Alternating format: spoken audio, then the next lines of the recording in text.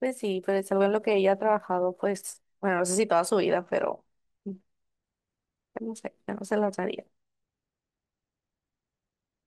La corona de Miss Universo. Bueno, pues ya son las 8, entonces vamos a empezar con la sesión de hoy. Buenos días. Yo soy la doctora Natalia María Villarreal Rodríguez, residente de primer año de alergia e inmunología clínica. Y el día de hoy en el Journal Club voy a presentar el Journal de Diversidad de la Dieta Complementaria y el Riesgo Temprano de Alergia a Alimentos. Un agradecimiento especial a mi profesor asesor, la doctora en medicina, la doctora en medicina Carmen Zarate Hernández. Muy bien. Bueno, pues el journal del día de hoy, este es un artículo de este año, de enero del 2025, publicado en la revista Pediatric Allergy and Immunology, que es parte de un journal de la Academia Europea de Alergia e Inmunología Clínica. Tiene un factor de impacto de 4.5 y un side score de 9.1. La la autora principal es Stina Boden, es una dietista clínica en Östersund, que es del Departamento de Ciencias Clínicas de Pediatría en Umeå, en Suecia. Bueno, ahora empezando con algo de introducción sobre el tema. Pues la alergia alimentaria presenta una incidencia creciente a nivel global, así como en Europa, que es donde se hizo el estudio, y también se ha visto que el desarrollo de enfermedades alérgicas está fuertemente influenciado por la dieta infantil y su impacto en el sistema inmune adaptativo. Las guías suecas del 2019 recomiendan la introducción gradual de alimentos sólidos a partir de los 4 a 6 meses, muy parecido aquí como en México, sirviendo porciones de todos los grupos de alimentos independientemente de la herencia alérgica. Es decir, que no pasa nada si, pues, si hay antecedentes de alergia en la familia, no hay por qué estar quitando algún alimento en especial. Bueno, ya existe evidencia en cuanto a la reducción de alergia a huevo y al cacahuate o al maní con la introducción temprana de estos. Sin embargo, pues todavía persiste la incertidumbre sobre la diversidad sobre otros alimentos alergénicos y no se ha incorporado como tal la frecuencia del consumo de estos alimentos en otros estudios. Entonces, el objetivo de este artículo fue evaluar si diferentes medidas de diversidad dietética a los 6 y 9 meses se asocian con menor riesgo de alergia alimentaria a los 18 meses. Ahora, la metodología de este estudio fue un estudio de cohorte de nacimiento prospectivo basado en la población denominada North Pop, que es una corte ahí de Suecia, del condado de Västerbotten, del norte de Suecia. El objetivo general de esta corte, pues, es identificar los factores de riesgo y protección para enfermedades no transmisibles de aparición temprana, incluyendo, pues, como tal, la alergia y asma. Las familias fueron reclutadas desde mayo de 2016 y diciembre hasta diciembre de 2022. La población es de 2.060 niños elegibles incluidos tras cumplir los siguientes criterios, que los criterios eran tener datos dietéticos suficientes recopilados a los 9 meses de edad, tener al menos 18 meses de edad al 31 de diciembre del 2022, y haber reportado el diagnóstico de alergia alimentaria a los 18 meses de edad. Bueno, de esta cohorte, como dije, fueron 2.060 infantes con un seguimiento de 18 meses, que tuvieran datos dietéticos recolectados mediante cuestionarios validados.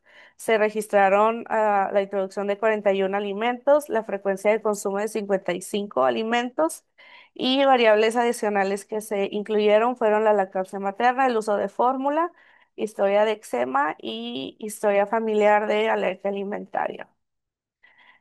Para la cuantificación de la diversidad dietética se usaron, bueno, se cuantificó de varias maneras. Estas se basaron en recomendaciones del grupo de trabajo de la Academia Europea de Alergia y Inmunología Clínica y se evaluaron tanto a los 6 como a los 9 meses. Primeramente fue la puntuación de la diversidad dietética ponderada a los 9 meses, que fue la frecuencia de consumo de los 14 alimentos diferentes y estaba una puntuación de 0 a 31 puntos. También se asignaban 3 puntos cuando fueron consumo o frecuencia de alimentos de origen vegetal. También se fue la diversidad de alimentos introducidos, tanto a los 6 y 9 meses. También fueron 14 puntos, ahí era como que sí y no, entonces los puntos eran de 0 a 14 puntos. Y la diversidad de alérgenos introducidos, también a los 6 y a los 9 meses. Entonces, contando los 6 alimentos alergénicos diferentes, como leche, trigo, huevo, pescado, soya, nueces y cacahuates. La evidencia indica que el momento, la dosis, el intervalo y la regularidad de la digestión de alergenos influyen en el desarrollo de la tolerancia oral. Por lo cual esto de de diversidad dietética es un intento por capturar esta regularidad. Para la recolección de datos se utilizó el cuestionario de frecuencia alimentaria enviado a los padres a los 9 meses. Esta, pues como les dije, evaluaba la frecuencia del consumo de los 55 alimentos y el momento de introducción de 41 alimentos. El resultado principal, pues, fue el diagnóstico de alergia alimentaria a los 18 meses, reportado por padres y que fueran diagnosticados por un médico. En cuanto a los modelos de regresión, fueron ajustados mediante DAX, gráficos acíclicos dirigidos, para seleccionar, o sea, para quitar posibles confusores. Variables incluidas en ajustes según los DAX fueron edad exacta del niño, el sexo, historia de eczema, historia familiar de alergia alimentaria, nivel educativo materno, duración de lactancia materna, edad de introducción de alimentos sólidos y uso de fórmula. Para el análisis estadístico se utilizaron modelos logísticos para estimar asociaciones y los resultados fueron expresados en odds ratios con intervalos de confianza de 95%. Se evaluaron de forma separada la diversidad dietética a los 6 meses y la diversidad a los 9 meses. Se realizaron análisis estratificados por el diagnóstico de eczema y la historia familiar de alergia alimentaria de los pacientes.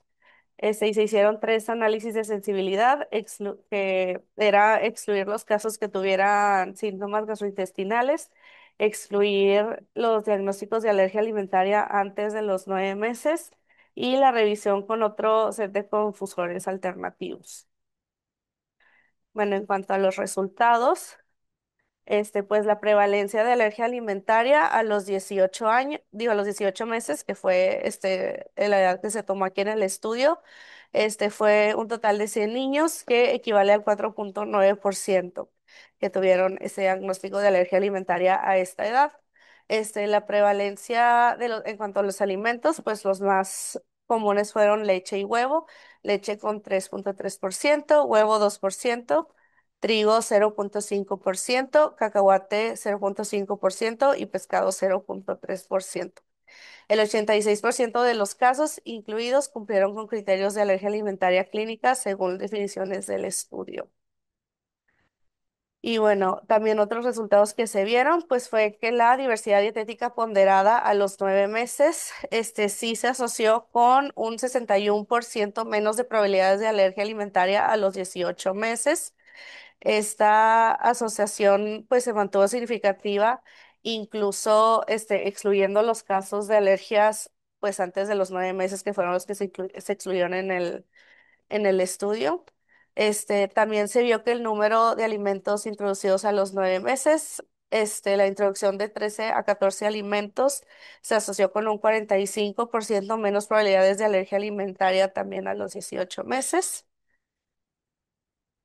Se vio que es la diversidad dietética más temprana, o sea, a los 6 meses no tuvo ninguna asociación con esta introducción a esta edad y la alergia a los 18 meses. Y también se vio que la diversidad, sobre todo de los alimentos alergénicos típicos introducidos, no hubo asociación con la aparición de alergia a los 18 meses.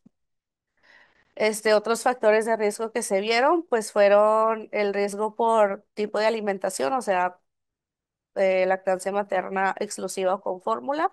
Y pues sí se vio que los lactantes con lactancia materna parcial más fórmula o con nada más fórmula, tuvieron un riesgo significativo mayor en comparación con los que tenían la lactancia materna exclusiva.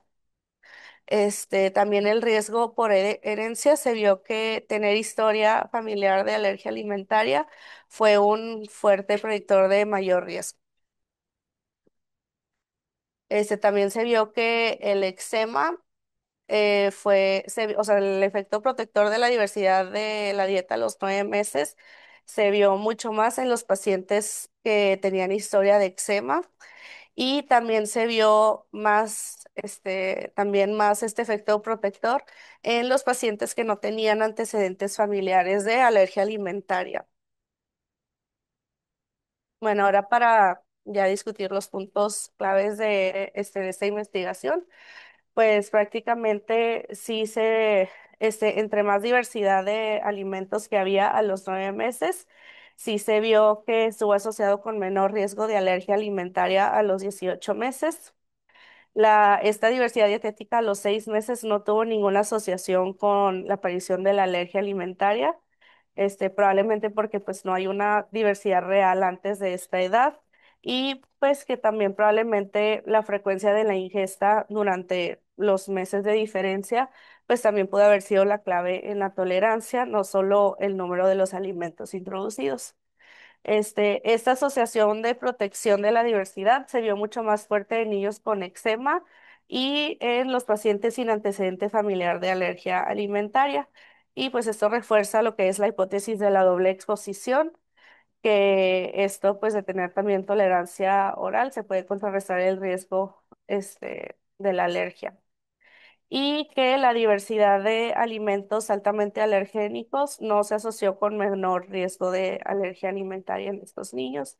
Entonces, más que nada, pues saber que el beneficio es más que nada de la diversidad en general, no precisamente de los alimentos alergénicos específicos, sino pues, globalmente de todos los alimentos. Entonces, pues, ¿cómo interpretamos estos resultados? Pues que un patrón de alimentación variado y frecuente podría modular la inmunidad tras el microbioma intestinal, que cambia especialmente entre los 9 y 18 meses. Entonces, se vio que esta es como una ventana, donde sí tenemos que, pues, introducir la mayor cantidad de alimentos en los niños. Se vio que sí introducir muchos alimentos antes de los 6 meses, pues no es necesario para esta prevención. Y los resultados pues sí se alinean con estudios previos que muestran beneficio de mayor diversidad dietética después de los 8 meses. En cuanto a las fortalezas del estudio, pues era una corte prospectiva grande basada en una población general. Se incluyó inclusión de una medida novedosa, esto de la diversidad ponderada por frecuencia de consumo. Se hizo un ajuste cuidadoso con DAX.